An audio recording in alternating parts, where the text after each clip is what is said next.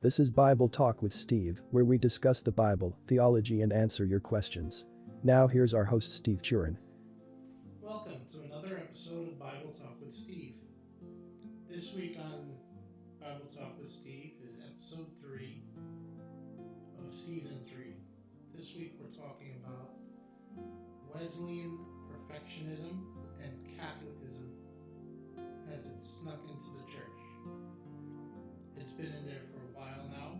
It may have been there since the beginning, but today we're going to expose it and you're going to know what it is.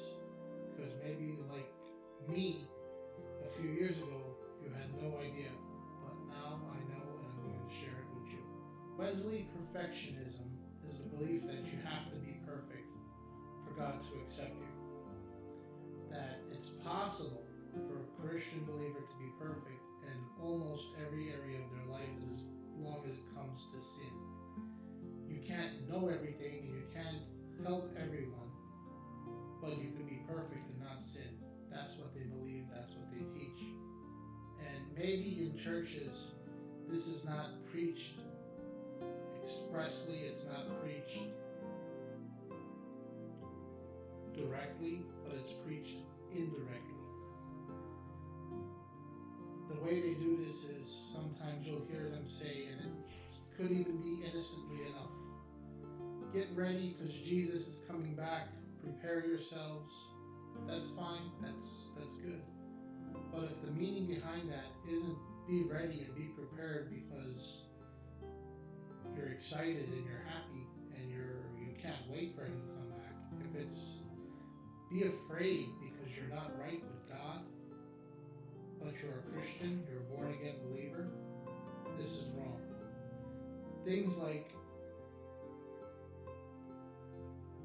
let's say somebody preaching and saying, what if Jesus comes back and you have a drink in your hand? Or what if you're at a place that you shouldn't be, like a casino or a bar? Or what if you're reading a book or you're listening to a worldly song? That doesn't make a difference. If Jesus Christ died for you, those sins are not taking you to hell, and they're sure not going to make you miss the rapture. People who believe Wesley perfectionism will be very judgmental. Maybe I don't drink and gamble and smoke, but that person does. I'm better than them. But in their heart, they have lust, they have anger, they have hatred, they have all these other sins. But that doesn't matter because they don't do them. They think that if they smoke a cigarette, they're going to go to hell. This is wrong. I was one of those people for the longest time. I actually told your buddy that she's going to hell because she smoked cigarettes. Until maybe a few years later, I found the real gospel. The gospel that says that you are set free, you're delivered, that nothing could separate you from the love of God, and that you are in his hands and nothing could take you away from him. I think it's safe to say that people like that, those kinds of people who think they're better than everyone else because they don't do certain sins, are not saved at all. And then another scenario, maybe even worse than the first one, is that people will think, well, I can't be perfect, so I might as well just live my life the way I want and not be a Christian anymore. And this is sad because now the preachers are responsible for both of these types of people. It's very, very scary and very sad. The opposite kind of person is someone stuck in Catholicism. And yes, that's still in the church and in the gypsy mindset. Catholicism is based on fear and punishment, the idea that you're never good enough. Christianity is based on forgiveness and love and grace and mercy, and that Jesus is your righteousness. God sent his Son to deliver us from his wrath, not place us into it for eating or drinking or saying a bad joke. Jesus died to cover all trespasses.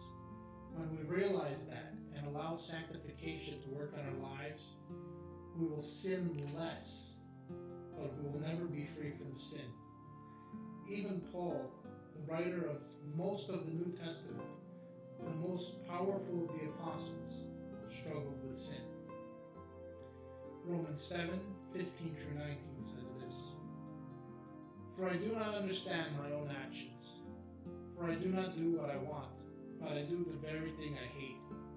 Now if I do not do what I want, I agree with the law that it is good. So now it is no longer I who do it, but sin that dwells within me.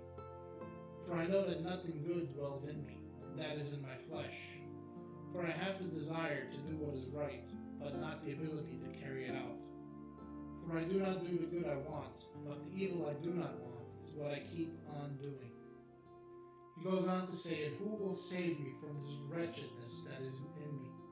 He says, only Jesus Christ.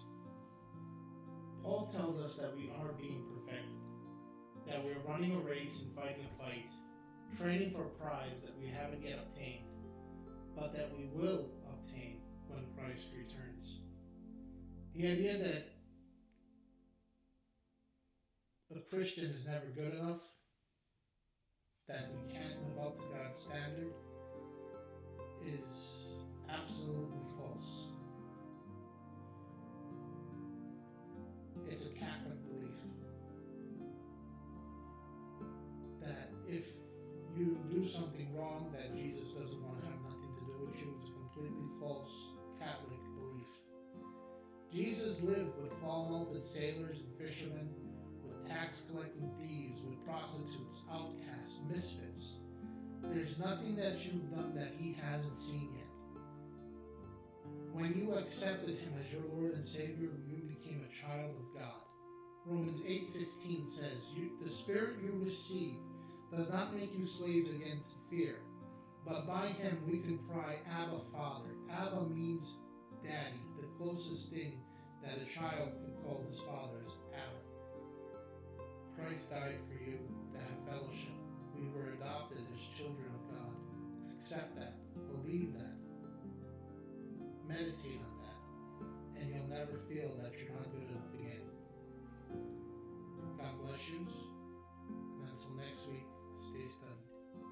Thank you and God bless you for listening to today's episode. If you would like to submit a question, please leave a comment below or send a direct message to Bible Talk with Steve on Instagram. Until next week, stay studied.